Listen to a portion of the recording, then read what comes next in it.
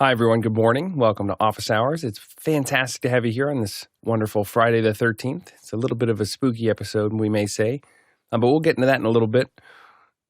Maybe a little linguistics, a little video pencil. So, hey, we've got questions. Let's drive right in. Cindy? Here's our first one for today from Mark Britton in Three Rivers, Michigan. I have never done any video recording inside an expo before. Headed to an expo this afternoon. Do I need permission to video record? Jeffrey? It's always a good idea to get permission, but it really depends on the situation on the expo. When you go like CES or anything like that, you are set. You have to be media to do any type of video stuff, because then you can run into some problems, especially if you're using wireless microphones. So certain types of passes in certain expos will be a big factor in that. Smaller expos, I've brought a camera in with me and I've had no problems with it, but you really want to contact the expo before you go and do that and make sure you have the proper credentials. Guy? Yeah, as Jeffrey was saying, it's one of those things where the bigger shows will already have this set up in advance where you go and get your press credentials, and usually they'll ask for a couple forms of what do they call it? Authenticating, I guess. Who are you working for? Because a lot of freelancers have to come in as a camera operator or producer, and so they got to fill it out. It just asks for links to a website.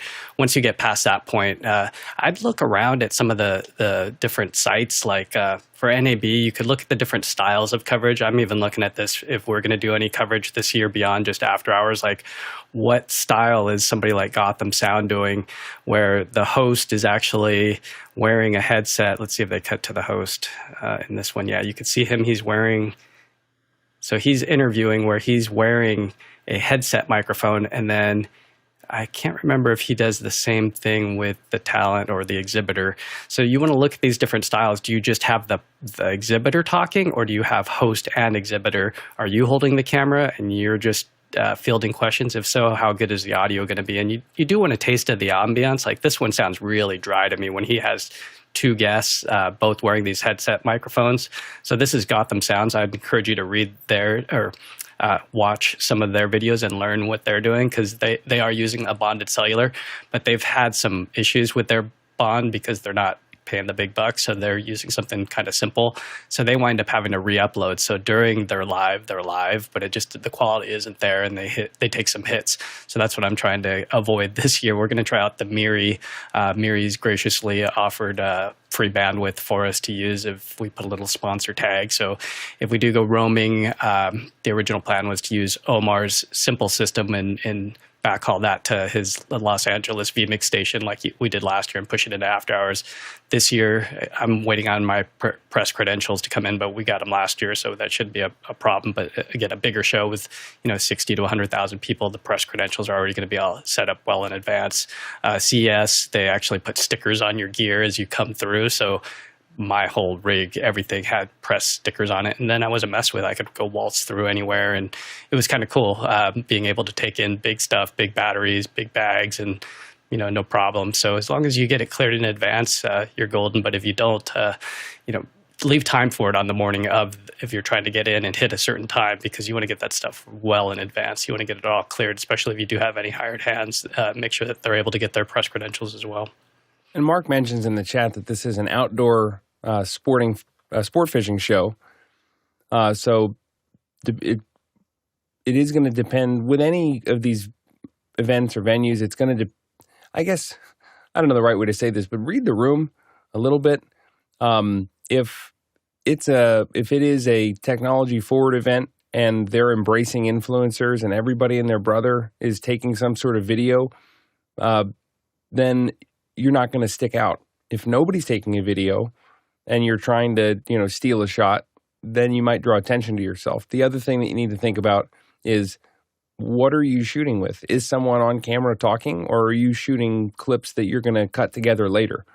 Are you shooting with a giant rig, or are you shooting with a vlogger camera or a cell phone? All of those things kind of are different factors that are going to control or contribute to two things. Number one, are you going to get are you going to get noticed? And I guess too, are you going to get noticed? Jason? The only thing I would add to this is if you're not in frame and you're a one-person operation, you can get pretty decent audio and better than decent video with an iPhone, nice and close. And if you're just interviewing, yeah. And the second that your setup gets any sort of complexity to it, or you're trying to do any sort of on-camera talent, that's where you're going to want to talk to somebody, because they're lining up to you don't know, do they have some sort of exclusive media agreement that only press can do it? And the more complicated your setup gets, the more ask for forgiveness, not for permission, can burn you. Guy?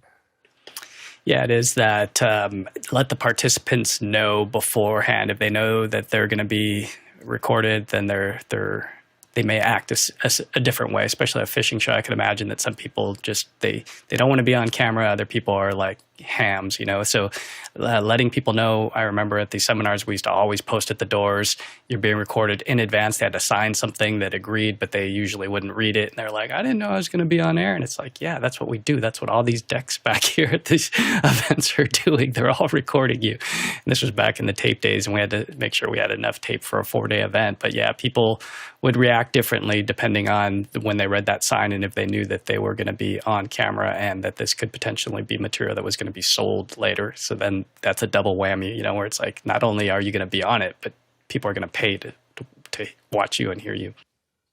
Jason? I'm going to say the same thing differently.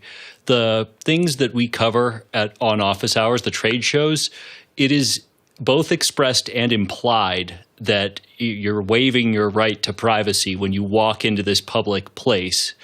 I wouldn't expect that for every trade show out there. Tom?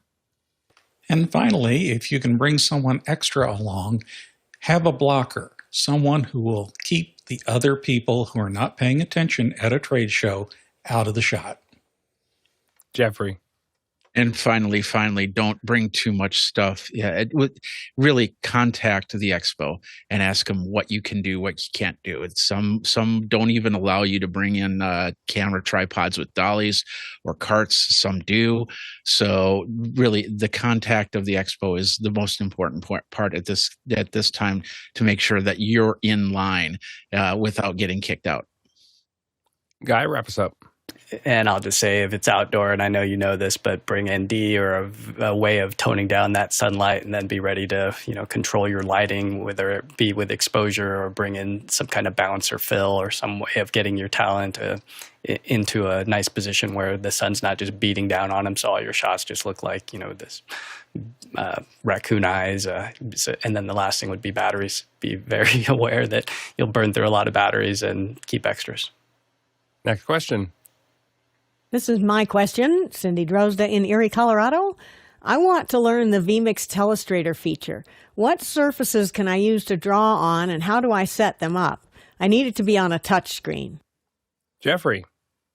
So I'm going to show you, a couple of years ago, I reviewed this. This is the Move Ink from I forgot their name. Oh, dang it.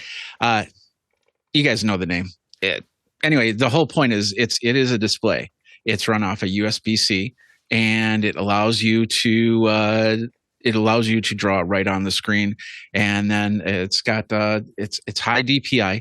So and that's one of the things. A lot of these portable monitors that have touch screens are basically not the multi-point type touch screens that you want to use for something like this.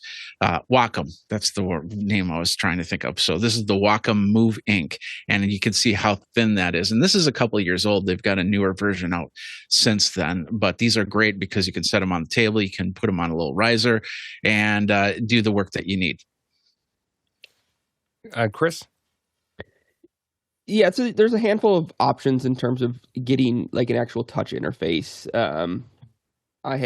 This is the Wacom One. This is actually my daughter's. I just grabbed it off of her computer.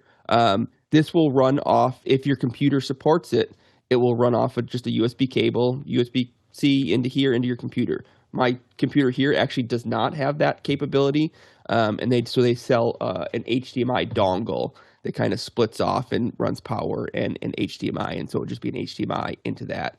And it works great. It's not the like crispest, brightest screen, but for this kind of thing, I don't think you need that. And to kind of go against what Jeffrey just said, like I also have at work, I have one of those cheap touchscreen monitors, and I think it would be fine for this because I don't think you need like the 10-point thing for simple telestration. If you just want to draw some things with your fingers, I don't know that that's super necessary.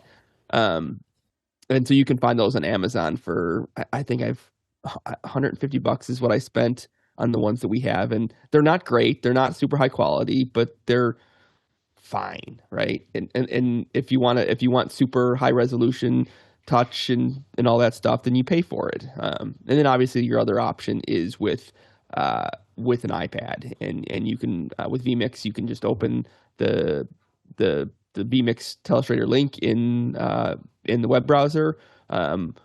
Because you're sending video back, I would probably not do it over Wi-Fi. I would get a network adapter for your iPad. That's what I did when I used Video Pencil. Is I had a network adapter into my iPad so that it was hardwired into my network, and so the video was much more smooth. So a lot of options, a lot of ways you can go. Guy?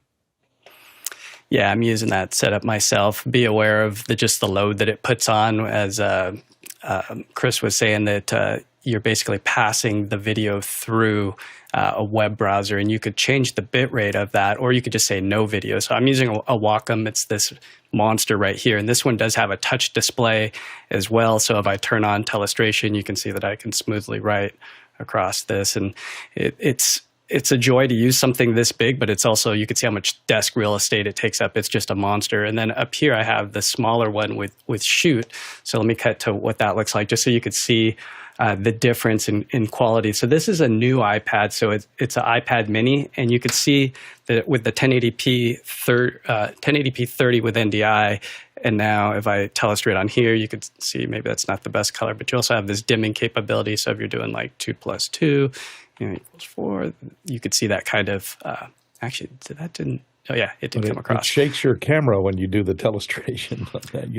So this is the iPad. You're seeing the iPad's, so. Right, so you should firmly mount your iPad if you're going to use telestration. Yeah, I'm just giving you the example of, hey, this is a possibility if you want to go that route. I just grabbed it right before the show and set it up. But basically, you get the idea is you won't get the video feedback so I can put whatever I want, including like this browser, like we were just talking about, this NAB thing. So now if I go over here to my telestrator, I could say dump this, push this, and now I can, right over the top of his head, and it's nice to see. So behind the scenes now, if I cut back to that, well, you guys already saw it. You know what it looks like. Basically, I'm just drawing right over the top, but very smoothly. You could see how intricately, because it is such a large display, how I could, go through and really, and actually there's some fun stuff in here too. You got like this ability to hit 1, 2, 3, 4. You've got ability to put circles and cool things like these, these things. And what else you got? You got this thing, like if there's a player highlight type thing. So lots of fun stuff that you could do with the vMix telestration, and it's included. So play with it. Player highlight. That's the Beam Me Up Scotty feature. I don't know what you're talking about. The other thing, and then I have one more thing. I have it on a Stream Deck here. So when I push this button, it puts that stuff on. So that's the overlay button. So I could turn it on and off, and then I could cut back and forth to that stuff with another Stream Deck button. So, and then I could mute my. The other thing, Cindy, is if you're needing a touch screen, and the just be aware that not every touch tablet, like every Wacom, is going to be touched with your fingers. A lot of them are touched with some sort of stylus or some sort of pen. So as you get into the Wacom One or some of those more entry level ones, those are going to require a pen. But I think his Move Ink was multi-touch, and that was one of the things that made it unique. Next question. Here's a QR code question for us from Chuck Hodges in Tuolumne, California. Should we get an Anker Solix power dock now or wait a little longer? Thanks. Courtney. Well, if you're going to wait, don't wait longer than 2 days because they're having their spring sale on for the next 2 days, 16 hours, and 44 minutes. So they have some substantial money off, but these are for pretty expensive packages here. $1,000 off, $2,500 off if you buy it the next, before the end of Sunday.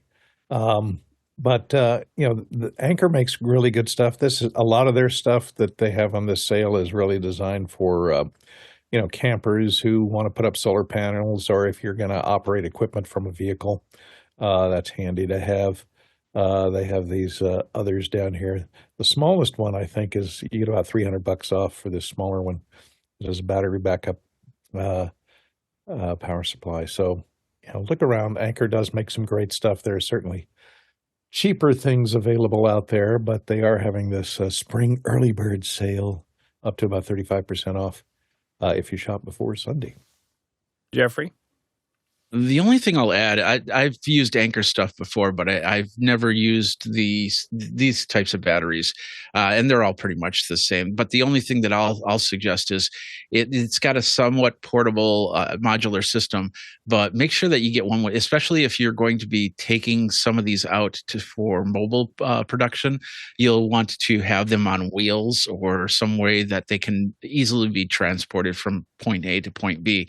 Otherwise, because they get these batteries are fairly heavy, and having them in spots where it's easier to move around and easier to plug in is a lot better.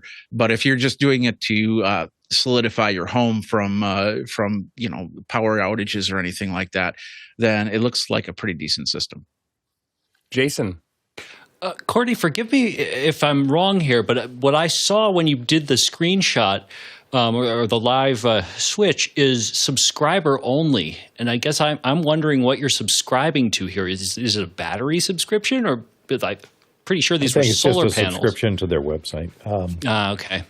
I just accepted cookies, and it's a newsletter. Took me to that page, so Gotcha.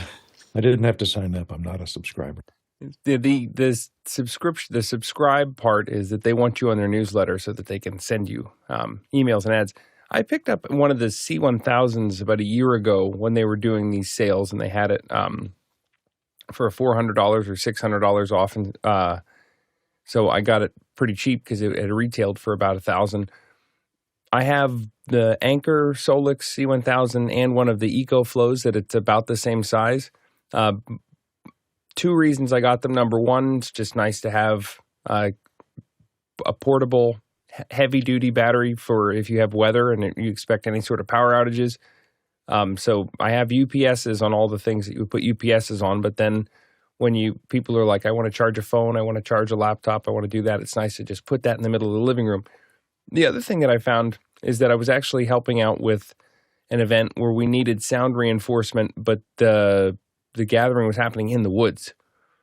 So everybody was gathered around, and we needed sound reinforcement. We needed some music, and so I just took that little Anker battery, put it behind one of those Bose LP8s, and had a Shure wireless like SM58 for the speaker, and it was pretty flawless. So it's not a heavy-duty production solution, but if you're trying to stick some things together, it could do really nicely. Later on, I actually did music then outdoors in an area at that same event that I didn't have power to where I needed my left channel to be, and I couldn't run. I didn't have enough extension cord, and it was too late, and I didn't do my homework. So it was one of those situations. I got quite a few hours powering the PA from one of these Anker batteries, and it made it really seamless that we didn't have. I had the XLR like up and running a channel so that people could walk in between them, and it wasn't a big deal. But I didn't have time to do that with power, and so the fact that it just had power in the middle of nowhere was really handy. The one difference, and I think Jack Cannon in the chat put in the EcoFlow and the Anker look like they're about the same thing. They're really not. I've found that the EcoFlow has a fan. It has active thermal management and a couple of other things that the Anker doesn't, and also the apps that are controlling both of them are different. So the cells inside may be the same, but owning two equivalent from both companies, they're different enough that it's not just a name strap. Jeffrey?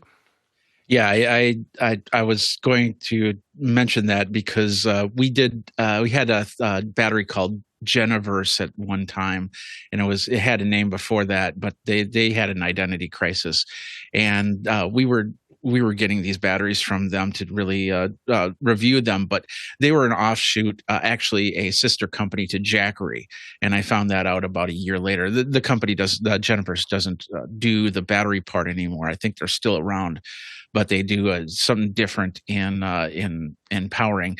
But Jackery was their main company, so that was the first thing I did. So I did a quick search. So basically, EcoFlow was actually built by people from DJI, employees from DJI, so they are competitors. Next question. Next up, we have panelist Chris Sabato in Albany, Oregon. Do you want to hear my This Week in Claude Code story? This Week in Claude Code with Chris Sabato. Chris? Another week, another Claude Code project that I've come up with, and I like it. Stuff is just so handy, right? And so this week, what I was working on is when we do live streams for tennis, what we will do is we'll have a single static camera for every court, and so for our home courts, there's 6 courts, 6 streams, and we will stream directly from the camera to the streaming provider, and so no graphics, no nothing like that. And then usually we'll take all 6 of those, combine them into a multi-view, and show some graphics over all of those. And so like the multi-view kind of looks like this, right? And this is just such a better interface because it's got the the scores and who's playing and all that.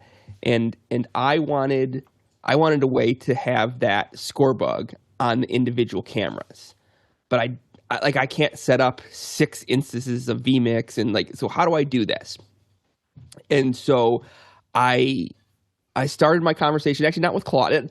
My typical research actually usually starts with Gemini because it's like on my phone and I'm just kind of going back and forth. And then when I actually want to get the work done, I go to Claude. And so I'm talking with Gemini and I'm asking some questions. And so I got the thing, is like, can I just do this with FFmpeg? And turns out you can. And so I worked with Claude Code and basically built a Node.js interface for FFmpeg that will ingest an SRT feed, will take a JPEG, overlay it on the video, and then re-encode it out via another SRT. So it's just kind of a pass-through, right? And got this all set up, and I was talking with Gemini. I was like, well, how can I host this? What's the best way to host it? And it talked me through all these options of here, like you can go with AWS. AWS is the most expensive. Here's some cheaper ones. Here are like the caveats to using the cheaper ones.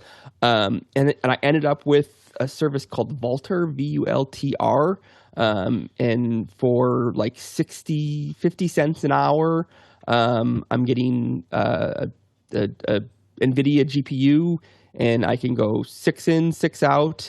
I had Claude Code walk me through setting up. One of the caveats to Vultr is you can't stop pause an instance like you can in AWS, where you just stop it and it stops billing you, and then you start it back up. You have to kill it. You have to take a snapshot and kill it. And so I had Claude Code walk me through creating some deployment scripts. So now I've got some of these deployment scripts where I can just, from the Vultr interface, start it up, and I've got my system up and running in about 4 or 5 minutes, and I can send these SRT feeds in and out. And it's just, I don't know, it's these little problems that you can solve, like 10 years ago, or not even 10, like 3 years ago, this would have been a big, heavy investment in hardware. And I can just put everything together, with Claude Code and spin up a server. It's amazing. And I think my favorite saying that's come out of this is that code is cheap now. It's like the compute is cheap, the code is cheap, so you can afford to attack problems with writing a little app that before would have been cost prohibitive. And that's the difference for me. I have an app that this week I've been using Whisper Flow. And Ryan got me onto WhisperFlow, and so I'm like, okay, I like that I can talk to the computer. The dictation works really well. It gets the punctuation. If I say, no, I didn't mean that, I meant this, it takes out the middle bit where I said, no, I didn't mean that, and just, it's really good. And so I'm enjoying talking to the terminal. The Claude Code machine that I use in this room is not hooked up to any microphones. There's no microphone on the computer.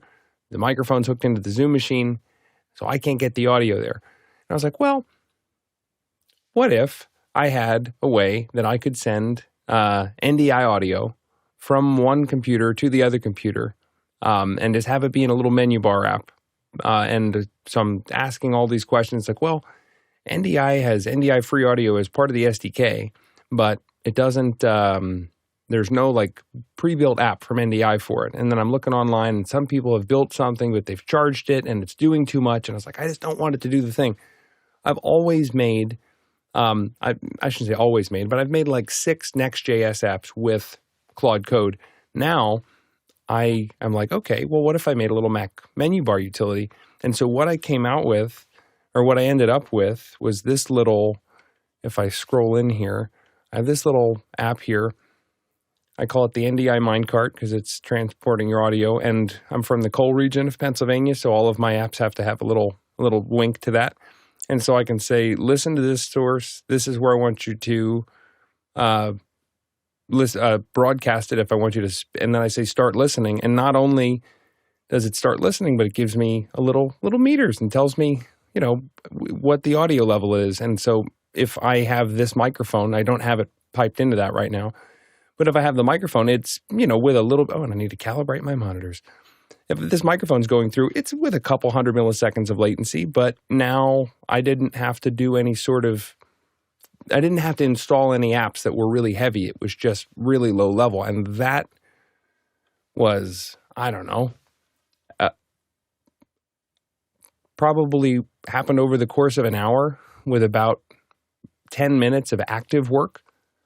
So that's when we're talking about code is cheap. It's pretty cool to be able to be like, yeah, I'm just going to write a little menu bar app that's going to send my audio from one computer to the other, and then I'm going to be able to talk to the code. It's not for broadcast. I'm not worried about video sync. I'm not worried about anything but transporting this signal into a different computer, and I don't have any Dante or anything else to do it. And whoop, there you go. Jason. Yeah, code is cheap. CJ, until you get the bill for having to talk to your LLM to develop it. That's absolutely true. I'll simply add that you don't need to be using NDI for this if you're going Mac to Mac. This is part of, you know, AU NetSend, I think was the original code that is built into Core Audio, and you could do the same thing. I could, and I didn't know about that, and that's probably way easier. But now I can send anything that's NDI. I can listen on the network, and then so I guess it's cool, even though that was an easier way and I didn't know, like where I ended up wasn't where I thought I was going to be. And now I have this little cool thing that's it's on GitHub if you want to play with it, guy.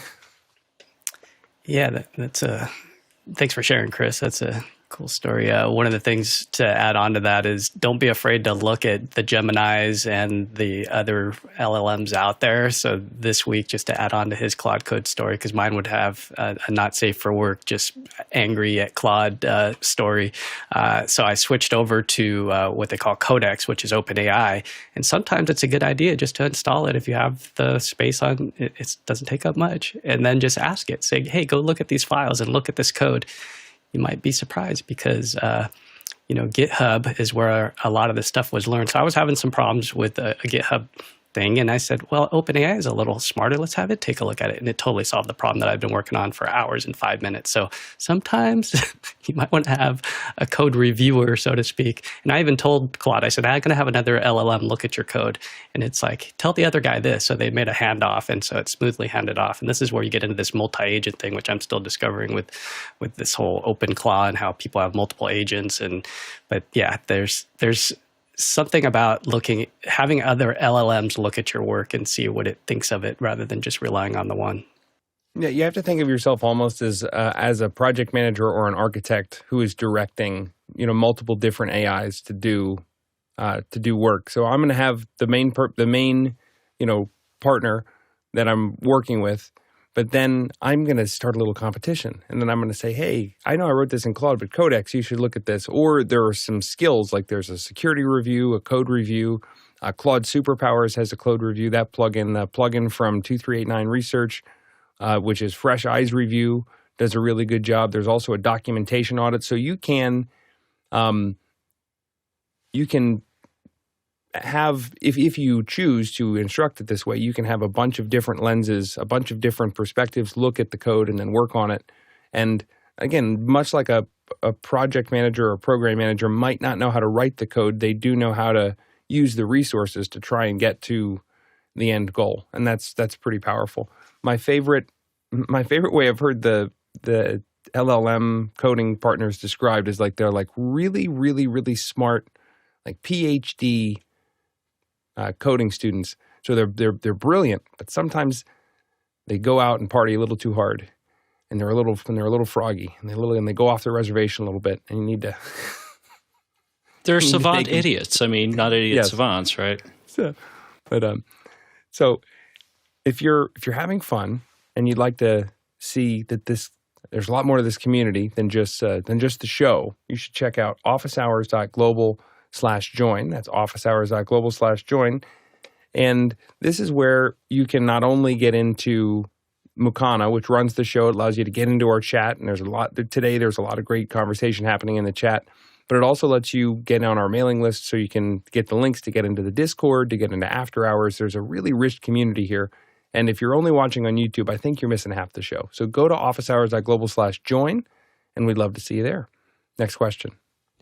Tommy Chance in St. Paul, Minnesota is asking, I've gone down the ChatGPT rabbit hole setting up my ATEM-companion-streamdeck for tuning up my production. How do you folks use AI for production? Jason? There is no way I am the best panelist with the best answer in this case, but I'll give it to you anyway, and hopefully Jeffrey can sweep the floor. Usually, it is to set things up, to automate the setup of something that I know how to do and don't want to do because the modification is just too tedious, and that can be at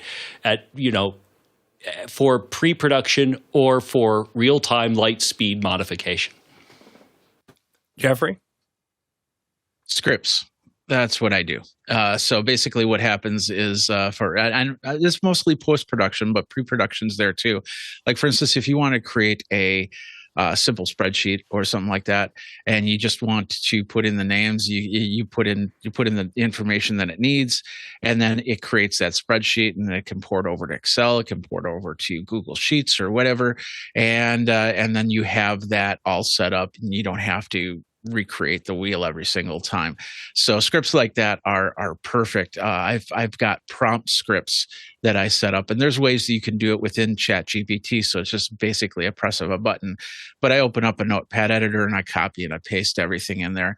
I've actually got a spreadsheet, like for instance with my YouTube videos, I've got a spreadsheet that I put in the YouTube video file at the title of the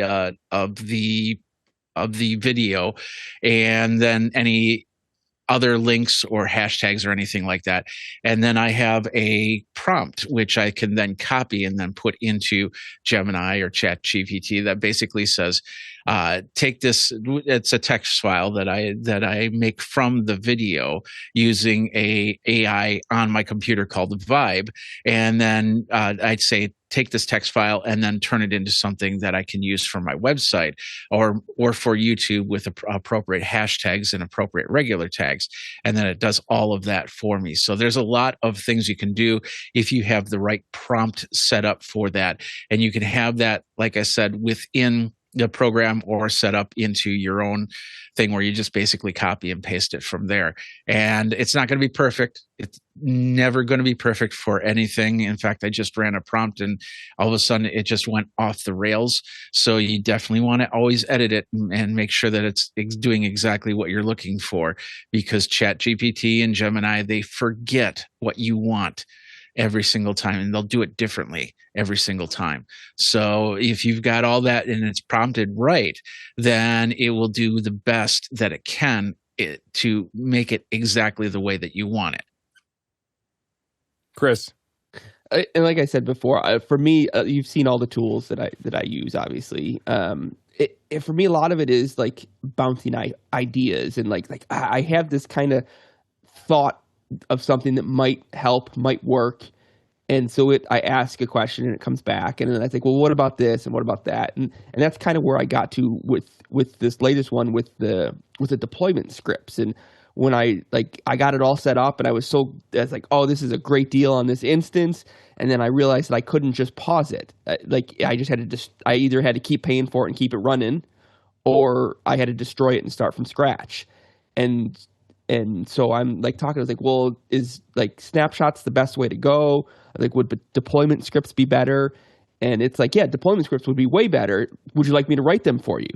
Sure, I would love if you did that. And it wrote the deployment scripts, and it's like, well, you do this, and this is how we're going to get it from GitHub, and you've got to set up your SSH keys and all that. And then I was like, well, would it be easier if this was a public repo?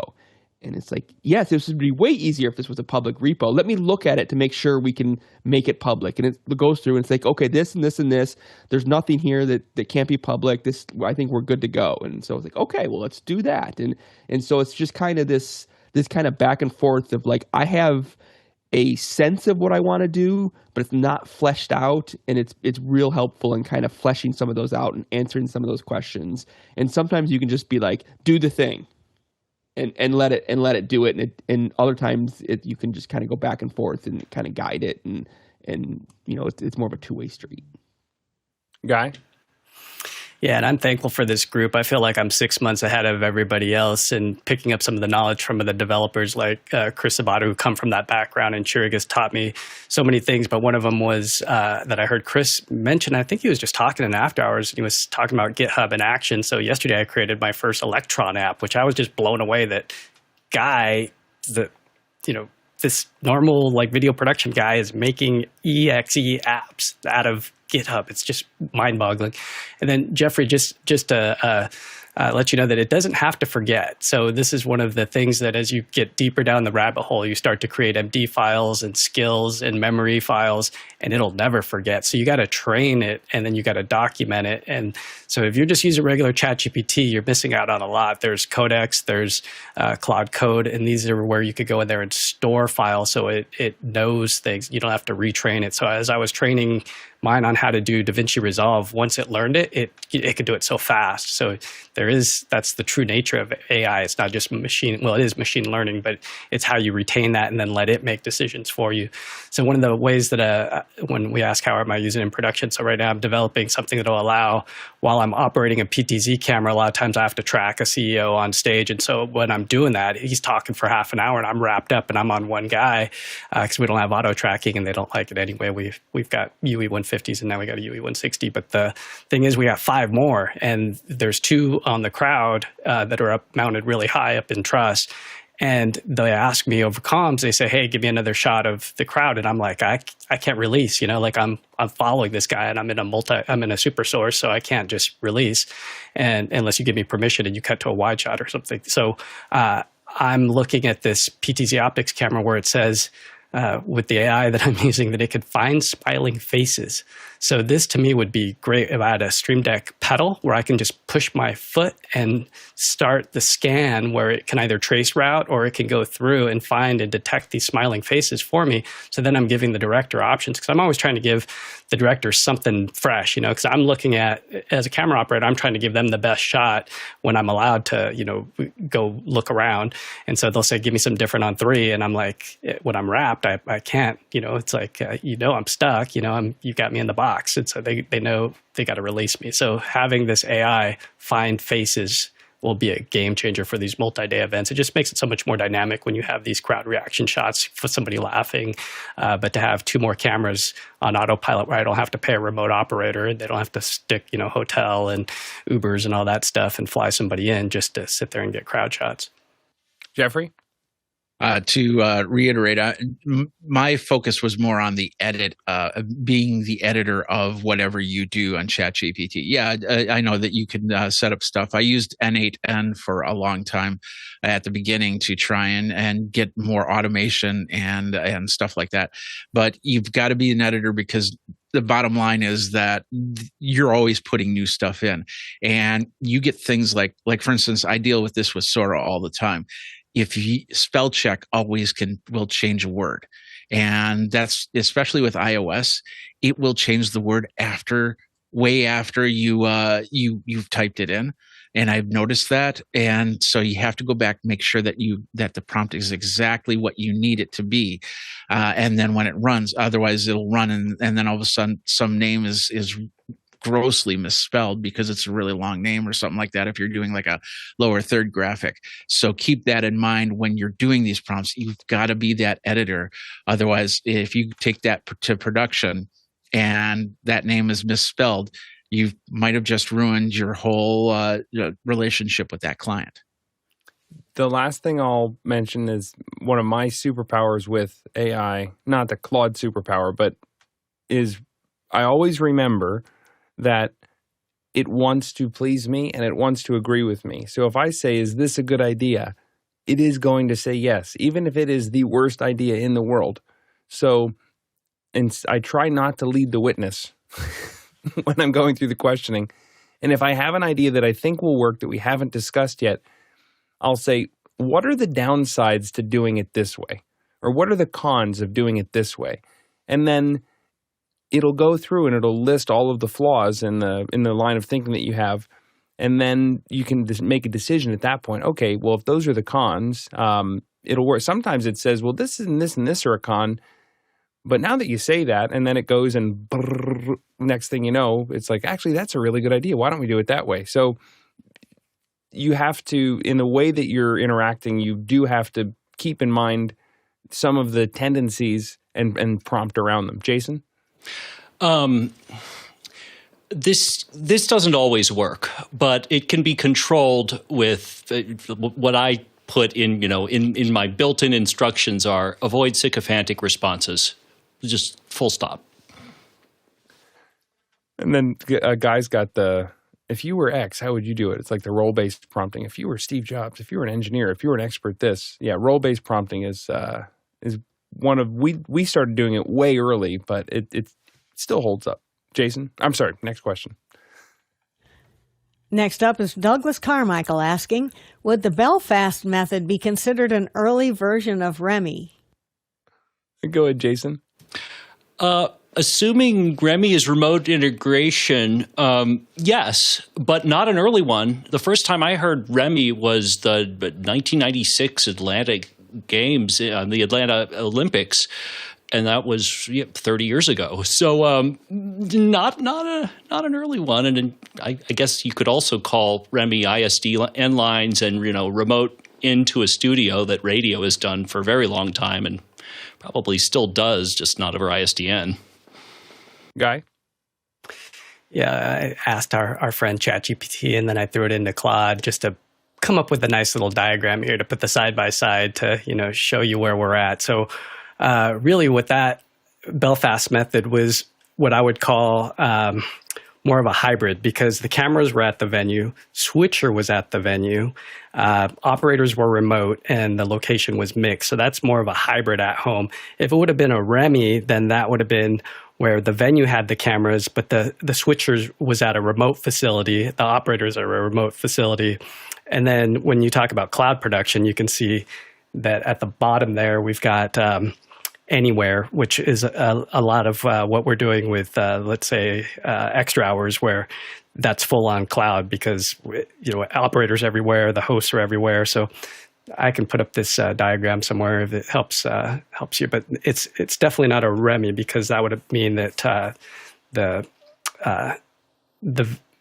cameras were at the venue, but the remote facility for the switcher was not a thing. The switcher was on-prem. And so that makes all the difference in the world, and especially for things like latency, because you think about it, especially if you have LED walls, you want the switcher to be on site. So a remote operator could be switching something, but then the action's happening on site. And a lot of times you don't want to send up 5 video feeds, high quality, because the venue just only has like 20 megabits. So a lot of these considerations take into place. And Jonas wrote a very good article as well on his LinkedIn about this distribution methods in various venues. And I'd recommend taking a look at that as well. I'll find it and put a link to it in chat. Chris? What everyone else said. The only thing I would kind of add to that is I think this kind of comes up because when this was popular was when COVID and the term REMI made its broader debut into the video production world. You know, like the pros and the high-end people, this is not new. They've been doing it for decades. But around COVID time, everyone was trying to find ways to do things. And so now this new REMI thing, which is not new at all, was more in the vernacular of kind of everyday video production people. Jason? Yeah, the takeaway here is first, I yield to our CEO. The Belfast Method was not REMI, and REMI, as we know it, is not new. Next question. Here's another one from me, Cindy Rosda in Erie, Colorado. I am going to be live streaming from some woodturning expos with an iPad. A monopod is not a stable platform while I'm walking. Do I want a body-mounted rig? Any suggestions? Jeffrey? Well, don't completely write off a monopod just yet, especially when you're dealing with an iPad rather than something smaller like an iPhone or something like the DJI Pockets or anything like that. The iPad, I found that streaming with an iPad, if it's an iPad mini, that's a different story. But if it's a full-size iPad, I find that it's tougher to actually do any type of streaming with it if you're moving around. When you attach it to a monopod, most of the time it's straight on the monopod. It doesn't turn, it doesn't shift or anything like that. So you got to use the monopod more as a stabilizer itself. So it's not really on the ground. And this is how I normally do it. I did it with at CES and NAB multiple times. So you collapse the whole monopod and then you hold it kind of like that. So it becomes a little bit of a fulcrum, and that way you can move it around. Now, the iPad becomes top heavy, and that's where the problem is. So when it comes to stabilizers, you want to have a 3-axis gimbal. However, there isn't any real 3-axis gimbals that are really meant to hold an iPad. So then you get to something like a small cage or a small rig where you have something with handles, so you can move it around like that. They have the circular ones, so you can kind of do the access tilts and everything like that. And those will probably be your best thing. Anything that's attached to the body, the problem is when you move, it moves. So if you do this, let's say you had the Meta glasses and you do this, all of a sudden your subject's right here, all of a sudden you're out of frame. And you're trying to do, sometimes you're trying to do this and to get it into frame, and then all of a sudden your eyes look like you're completely crazy. So the bigger thing is, if you have it on your body, how do you see it?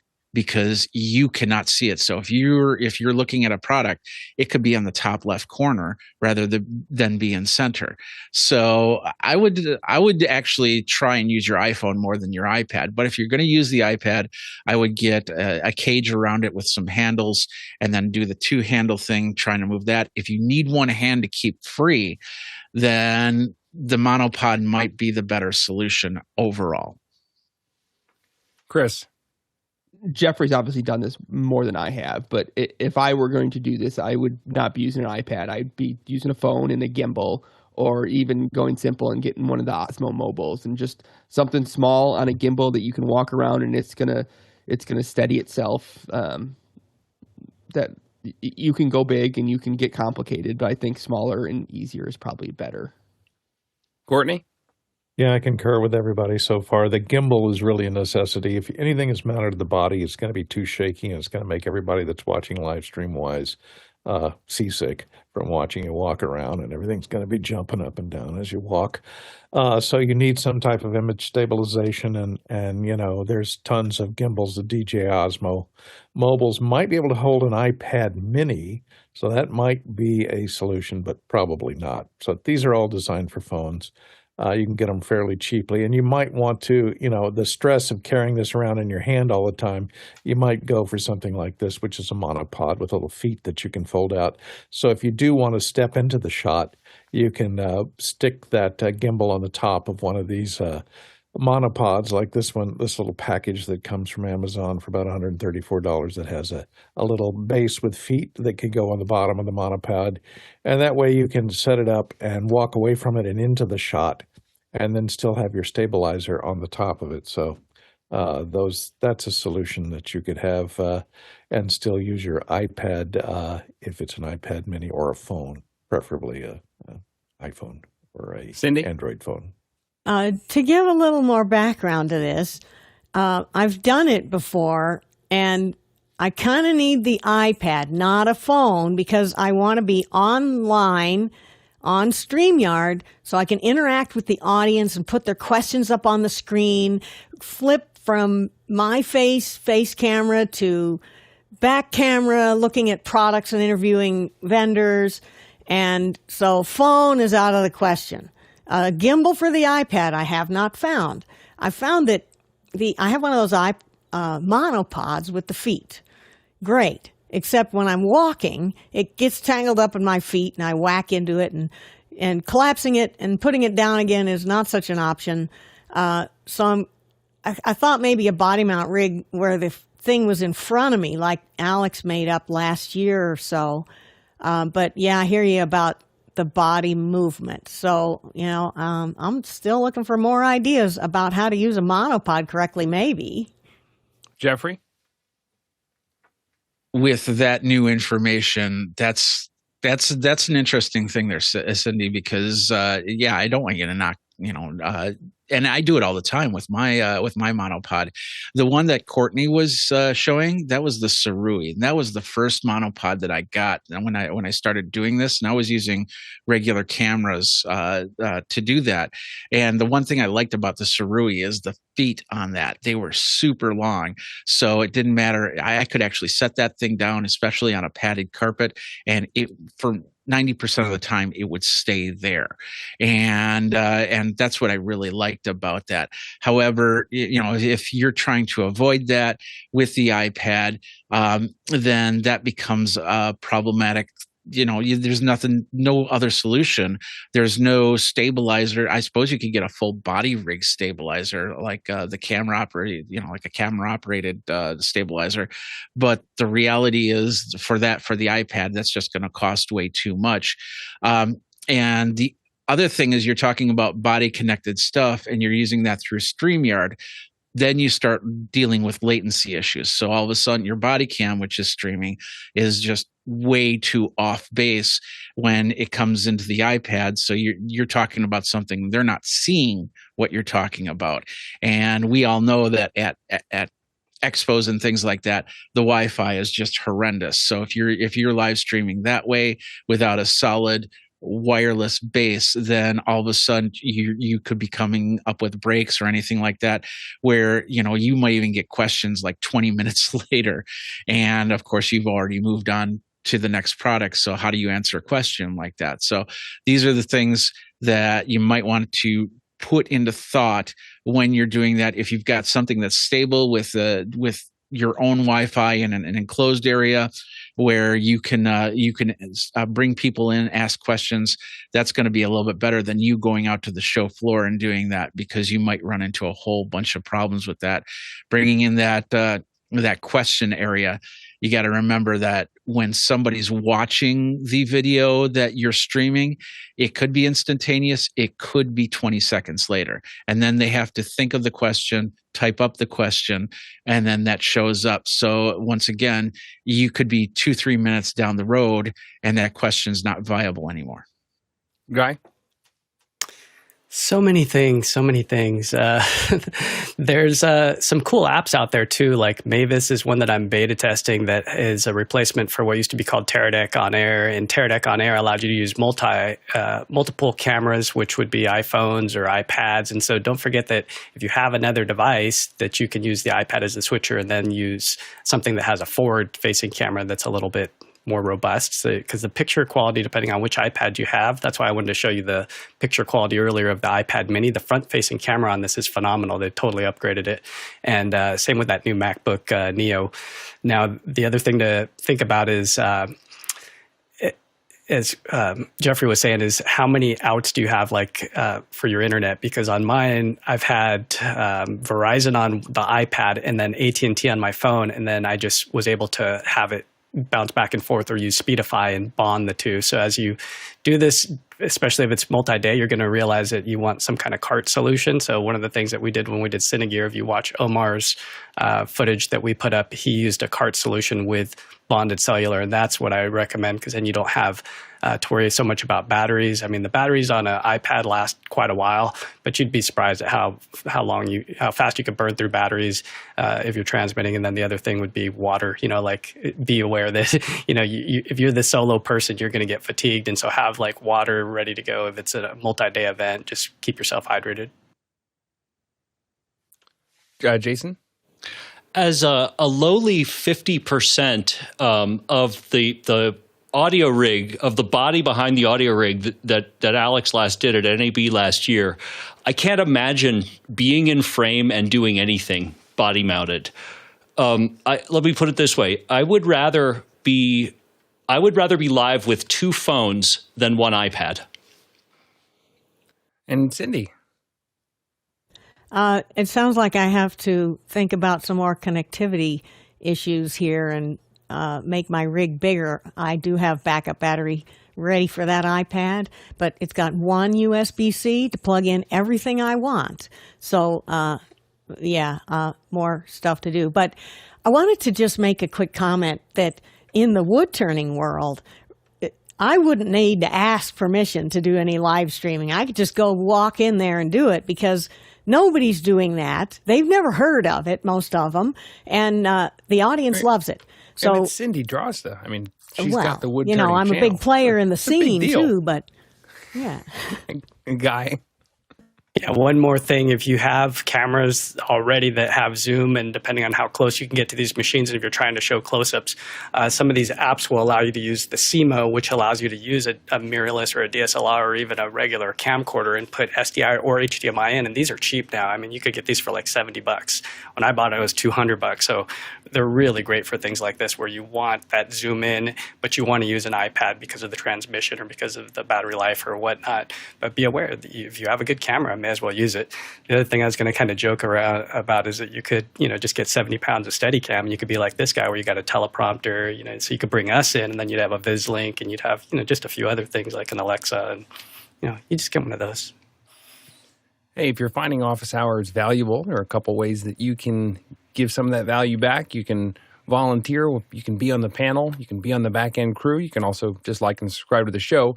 But think about it. If you've gotten some real value out of office hours, if we saved you time, if we saved you money, if we helped you find a solution, what was that worth to you? And consider giving some of that back, because we are community funded and we've got some really big ideas, and we're hoping to get some more funds in so that we can fuel those. So check out officehours.global/donate and give some of that value back if you've got it. Next question. Coming in from Paul Valhus in Austin, Texas. Demo how the ATEM Mini and the Rodecaster video connect together and work as a team. Courtney? Well, I'm using them right now, but there are a number of problems. We don't have really time to do a demo here, but I might point out that they did come up with a firmware update for the Rodecaster sync, Rodecaster video just yesterday. And here's the highlights of it has 4 new features. It adds support for the Rodecaster Video Core and the Rodecaster Sync, which allows you to hook up your Rodecaster Pro 2 audio mixer to your Video S and control it from the audio interface. It adds, and this is what I thought would help me with the ATEM interface, which support for UVC sources that provide compressed MJPEG streams, which the ATEM does.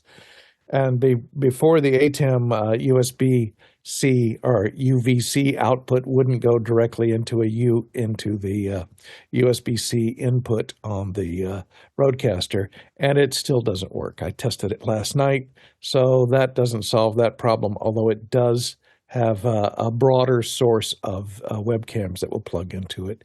It now also has H.265 video encoding for its ISO streams, and it added this nice little thing like similar ATEMs do, which is initial support, it creates an EDL for DaVinci Resolve if you're using it for recording ISO recordings on your external hard drive. So you can record ISO recordings, and I think it'll generate an XML file that you can then load into Resolve and take those ISO recordings in and generate a cut list from however you cut those ISOs during your recordings. It upgraded the NDI receiver to support NDI HX alpha channel, so that's cool. So a lot of updates. It also fixed a bunch of bugs, and this is the biggest one for me. It updated the companion Rodecaster application to accept and convert non-1920 by 1080 and interlaced content. Prior to this update, if you wanted to load a still into your media pool there in the Rodecaster Video S, it wouldn't accept it if it was bigger than 1080 pixels, which is, of course, everything. You take a picture with your phone or your DSLR or anything else is going to be more than 1080 pixels wide. So now it will tell you, but it will then compress it to 1920 by 1080 when it brings it into your media pool. So that's a really welcome change. So it doesn't really help you for streaming. You're still going to burn one of your HDMI inputs to take the output of the ATEM Mini into the Rodecaster video. But that's how I have mine hooked up, just going into one of the HDMI inputs. And then whatever I switch on the ATEM Mini then comes in like on input 3. So that's how I'm doing it. And of course, you can always take HDMI out of one into the other, and you have two MEs that don't talk to each other. So I guess you could get some cute companion macros. Let's sneak in one more question. This one is from Norm Clare in Waterloo, Ontario. I did a quick search and didn't immediately see it. Is Office Hours Global show audio also published as an audio podcast to the popular podcast channels? At one time it was. I don't think we have the volunteer anymore who was doing that, but this is usually more of a Sunday question. But Norm, I wanted to let you know that thank you for volunteering. We really appreciate it. If you want to go to Office Hours Global/volunteer, we would love to have someone help manage our RSS pipeline. That's going to do it for today. Thank you so much to our panel for being here. I really wanted to end on time, but we snuck over just a little bit. So thank you for staying a little extra for us. Also, thank you to the back end crew who's here every single day, in the morning, in the evening, even at supper time. They're here making us look good. I think I just threw in a Bagel Bites jingle in there. Whoops. Finally, thank you to our great producers for asking such wonderful questions. You never know what you're going to get into. But Trillolic Traversal today for episode 2180's 11,000 miles at 17,000 kilometers, 84 million bananas for scale. See you in After Hours. Man, I didn't even get to open up my book on air, so I'm going to do it. Darn, I was looking forward to that. ASMR warning. ASMR Amazon package. Jeez, they double bagged it. And your packages are way more dexterous than mine. Mine are basically paper bags. Is that a gimbal? Bum, ba-da-da. Whoa! 600 pages of Apple history. Oh, yo! yes, Is that the new Pogue book? No Read April it to Fool us. to it. The David Okay. Pogue book, yes. Is that upstairs? After the unveiling, Apple invited the audience of tech and fashion journalists to view the watches up close in gorgeous, white, temporary, 2-story, high fabric building that Apple had constructed outside the Flint Center. Ooh. It's the old This is cult Those who Apple did not Bible. get the expensive Apple Watch for free probably didn't buy one. That's awesome. Oh, I've got to coffee put that's going right next to. I have the Go get Designed it. by Apple in California coffee table book. Beautiful. Oh wow. Okay, cool. I have the that to Woz look book. forward today. I'll All right. pass. Dang, The there was a iWatch. door.